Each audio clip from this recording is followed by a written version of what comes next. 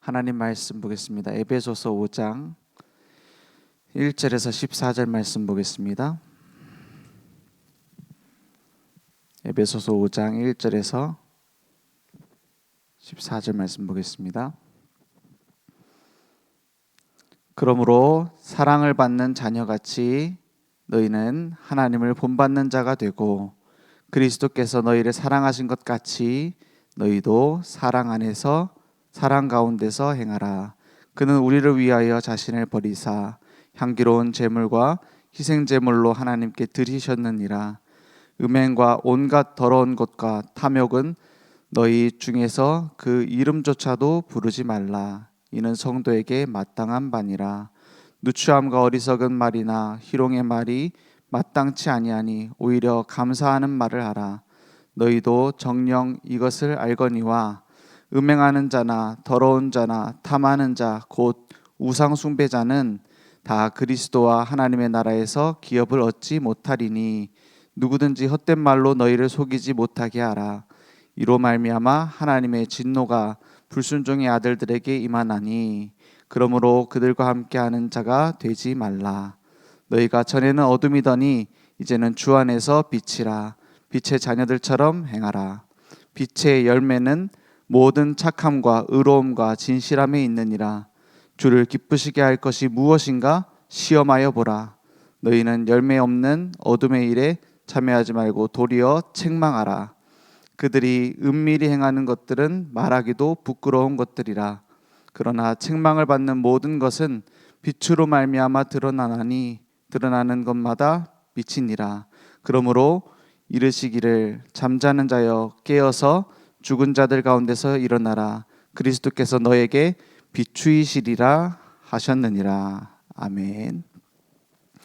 우리를 빛으로 부르셨다 말씀하셨어요. 10절 말씀에 보니까 우리의 기준은 하나입니다. 주를 기쁘시게 할 것이 무엇인가 시험하여 보라. 그래서 새 사람을 입은 우리에게 가장 중요한 게 뭡니까? 우리는 은혜로 구원받은 자예요. 그래서 은혜로 사는 겁니다. 날마다 이 복음의 능력 속에 그 빛의 열매로 나오는 거예요. 내가 열매를 내는 것이 아닌 어떻게 나와요? 모든 착함과 의로움과 진실함이 빛의 열매로서 나오는 거예요. 그래서 하나님이 주신 은혜와 말씀 속에 내가 있으면 저절로 고쳐지는 것이지 내가 막 의심하지 말아야지, 고쳐야지, 내가 착하게 바르게 살아야지 되지 않습니다. 그래서 날마다 그리스도 안에서 새 사람을 입는 것입니다. 내가 새 사람이 되는 것이 아니라 입는 거예요. 내가 새 사람이 되는 것이 아니라 새 사람으로 부르신 거예요. 그래서 내가 해결하려고 하지 말고 빛 가운데 거하면 됩니다. 그래서 세상 사람들은 다 어둠 가운데 있어요. 우리가 어둠 가운데 있는 것을 왜 어둠 가운데 있냐 따져도 소용이 없습니다. 빛을 비춰줘야 돼요. 그래서 필연적으로 빛이 비춰지지 않으면 살릴 수 없다. 그래서 절대적으로 빛이 아니면 살릴 수 없다. 그래서 말씀보다 우리의 기준, 판단 그것을 앞세우는 것이 잘못된 오진을 하게 되는 거예요. 지난주 말씀처럼 자꾸만 뭐죠? 내가 가지고 있는 오래된 체질, 내가 가지고 있는 가정 배경, 내가 가지고 있는 특별한 체험 이런 걸 기준 삼으니까 어떻게 되죠? 더 심각한 문제 속에 빠지게 돼요. 왜? 틀리게 진단하니까요. 똑같은 증상이 나타나도 다른 약을 먹어야 돼요. 진단이 똑바르지 않으면은 자꾸만 이상한 약을 먹는다니까요. 그래서 진단이 바르게 됐다라는 건 반은 고친 겁니다. 진단이 바르게 되지 않으면은 계속 망하는 길로 간다니까요. 그래서 올바른 영적인 기준으로 빛을 비춰야 올바른 진단이 되어지고 고칠 수 있는 능력도 하나님 손에 있어요. 그래서 육체의 욕망에 사로잡혀가지고 육체의 더러운 것을 말하고 불순종하고 왜 그렇습니까? 우리가 가지고 있는 기준을 안 버려서 그래요. 내가 가지고 있는 기준을 안 버려서 그래요. 그래서 세상 망하는 대로 막 합니다. 이 세상 얼마나 기준이 없고 그 더러운 욕망 가운데 몸부림칩니까? 이제 사회적인 규범도 도덕적인 윤리도 그걸 못 막아요. 그전에는 숨어서 하던 걸 지금 드러나서 할 뿐이에요. 그죠? 우리가 지금 세상 사는데 얼마나 많은 더러운 말들을 듣고 있어요. 그런 일들이 일어나고 있어요. 일어나고 있으니까 듣는 거죠. 그것에 막 우리가 영향을 받거나 아니면은 막 세상에서 격리를 시키거나 소용이 없습니다. 결국 누가 그 문제를 해결할 수 있냐? 빛 가운데 있는 빛의 망대가 해결할 수 있어요. 그래서 영적인 지금 무감각 속에 빠져 있는 세상을 구하려면 영적인 감각이 있는, 영적으로 깨어 있는 올바른 복음 가진 사람만 치유할 수 있습니다. 지금 다 잠자고 있어요. 5장 14절에 보니까 그러므로 이르시기를 잠자는 자여 깨어서 죽은 자들 가운데서 일어나라 그랬어요. 그리스도께서 너에게 비추이시리라 하셨느니라 했어요. 이 깨라는 게 정신 차리라는 말도 있지만 빛 가운데 내가 있다라는 정체성을 회복하라는 거예요. 막 내가 죄 안 짓도록 정신 차려라 이런 말도 될 수 있지만 내가 누군가 잊지 마라. 우리를 하나님의 자녀로 부르셨어요. 하나님 자녀는 어디서부터 오는 힘으로 살아요? 하나님께로부터. 하나님 자녀는 어디서부터 오는 감사로 살아요? 하나님께로부터. 우리가 영적으로 건강한가 병들었는가 점검하려면 그걸 확인하면 돼요. 내게 하나님 주신 은혜가 있고 감사가 있느냐? 그러면 누가 먼저 힘을 얻어야 되고 고침받아야 되죠? 나예요, 나. 다른 사람에게 주시는 말씀이다 이렇게 받는 순간 그렇게 받을수록 나는 내 자신이 진단이 안 돼요. 내 자신이 하나님과 통하는 기준을 가졌는지 진단이 안 된단 말이에요. 그래 영적인 균형을 잘 잡으려면 영적인 중심축이 맞춰줘야 돼요. 그게 복음의 기준입니다. 진짜로 하나님이 보셨을 때 이게 옳으냐 하면은요 하나도 맞는 거 없어요. 사실은 진짜로 내가 이렇게 계획하고 저 사람은 되고 저 사람은 안 되고 분류하고 했던 모든 기준 맞을 수가 없습니다. 맞을 수가 없어요. 하나님이 보실 때 나는 옳습니까? 내 스스로 옳을 수 있냐 이 말이에요. 불가능해요.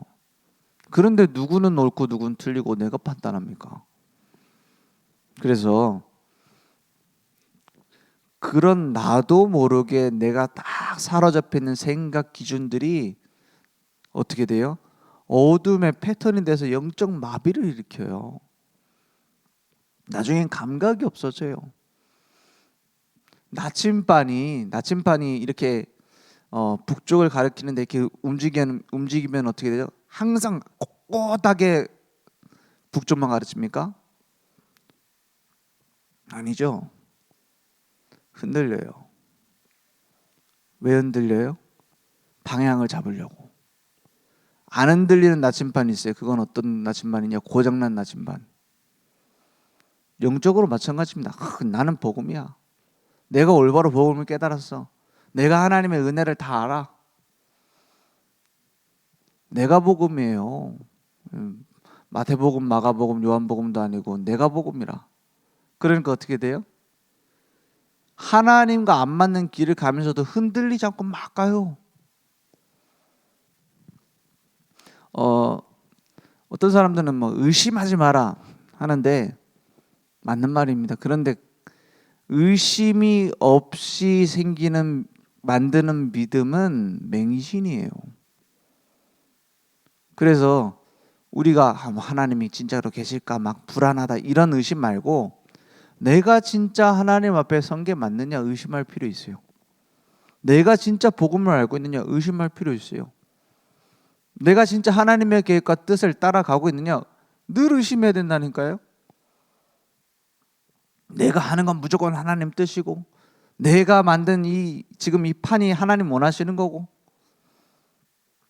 목사님 말도 안 듣고 장로님 말도 안 듣고 그걸 보고 맹신이라 그래요. 그런 사람 꽤 많습니다. 그러면 그게 진짜로 나중에 하나님의 뜻과 계획으로 열매를 맺느냐? 저는 한 번도 못 봤어요. 사람 말을 따라가란 말이 아니라 하나님이 진짜 원하시는 것이 무엇인지 말씀 따라가야 돼요. 내가 원하는 대로 끼워 맞추지 말고. 그죠? 그래서 영적인 감각을 깨워라, 이 말입니다. 하나님께서 원하시는 것이라면 반드시 성취되어지죠. 하나님이 만드시는 계획은 변경되지 않죠.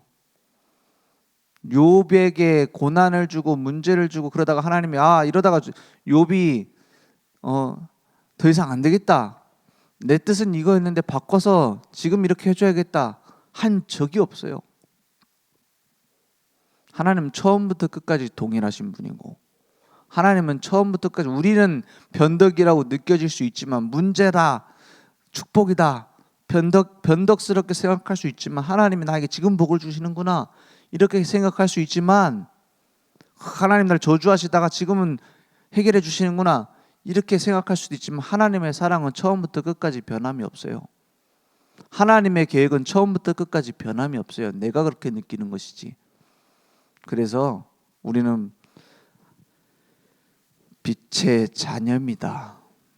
그래서 둘 중 하나예요. 알고 동행하며 가든지 아니면 끌려가든지, 하나님의 절대 주권 속에서요. 그래서 오직 복음으로 각인시켜라. 각인이 어디서 나온 말이냐면, 저기 오리가 알을 깨고 딱 처음 태어나면 그 처음 볼 때 움직이는 걸 보면은 엄마인 줄 안돼요. 그걸 계속 따라가는 거예요.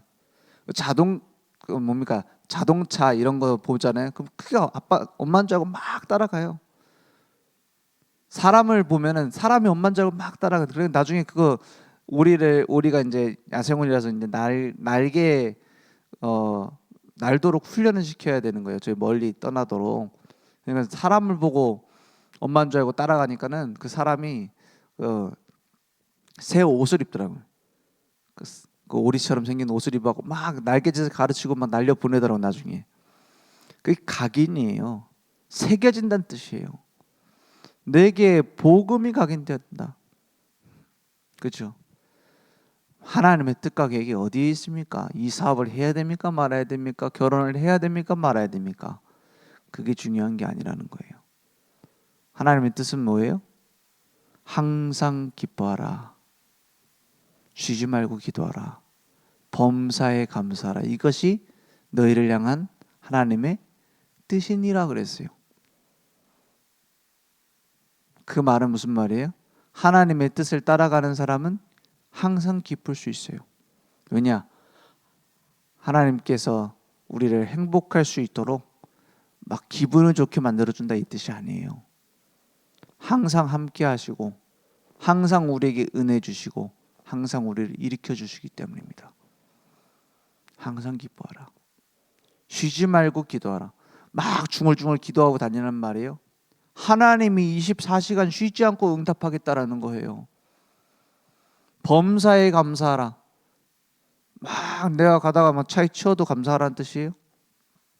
그 말이 아니죠.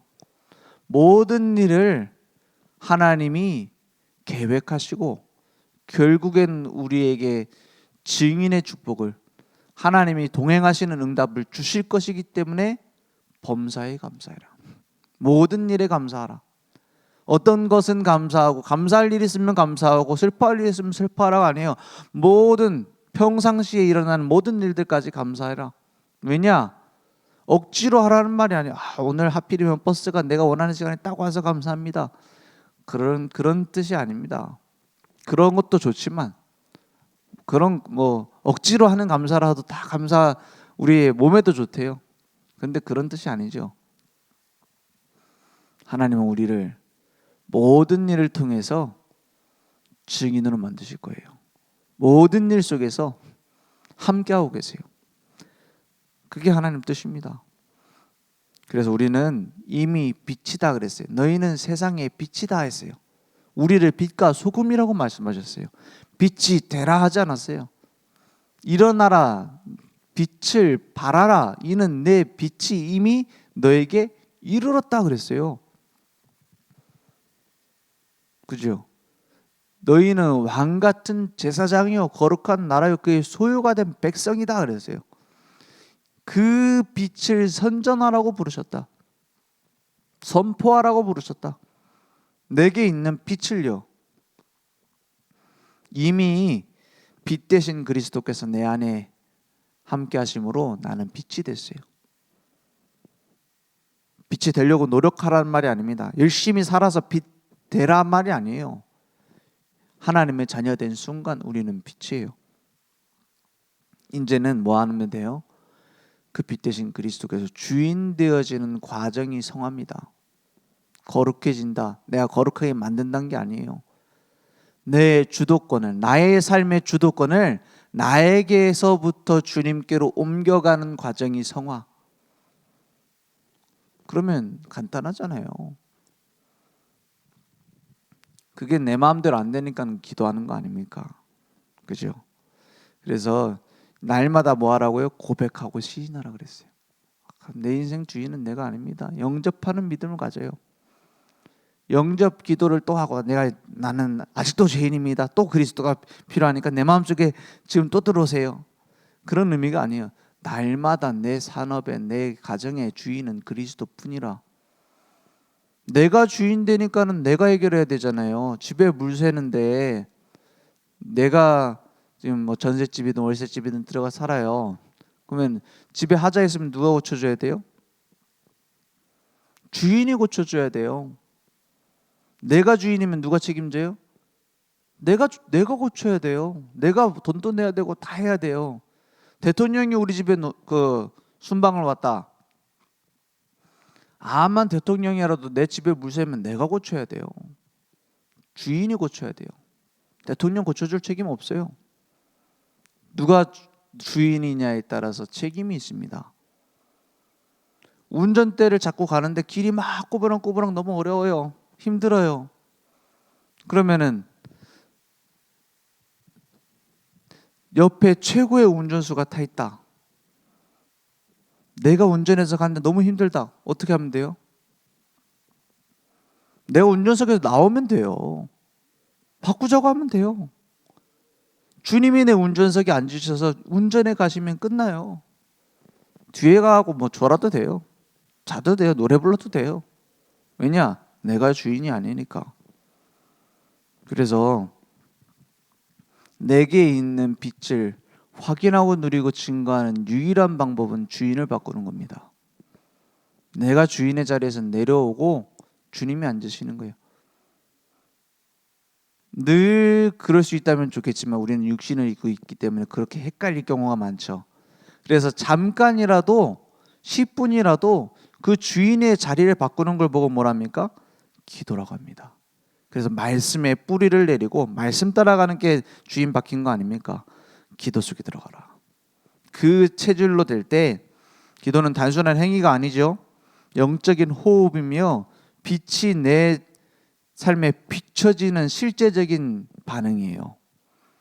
그러한 응답 속에 들어가 오직 복음으로 각인되고 오직 말씀으로 뿌리내려 오직 기도에 체질되어지는 문제가 문제되지 않는 그리스도의 제자의 축복을 누리게 하실 것을 믿습니다. 기도하겠습니다. 하나님 감사합니다. 오늘도 예수는 그리스도 나의 모든 문제 해결자이심을 믿습니다. 나의 주인의 자리가 이미 주님의 것임을 믿습니다. 오늘 그 안에서 하나님이 일하시는 것을 볼 수 있도록 역사해 주시옵소서. 예수 그리스도 이름으로 기도했습니다. 아멘. 하늘에 계신 우리 아버지여, 이름이 거룩히 여김을 받으시오며 나라의 임하옵시며 뜻이 하늘에서 이룬 것 같이 땅에서도 이루어지리이다. 오늘날 우리에게 일용할 양식을 주옵시고 우리가 우리에게 죄진 자를 사하여 준 것 같이 우리 죄를 사하여 주옵시고 우리를 시험에 들게 하지 마옵시고 다만 악에서 구하옵소서. 대개 나라와 권세와 영광이 아버지께 영원히 있사옵나이다. 아멘.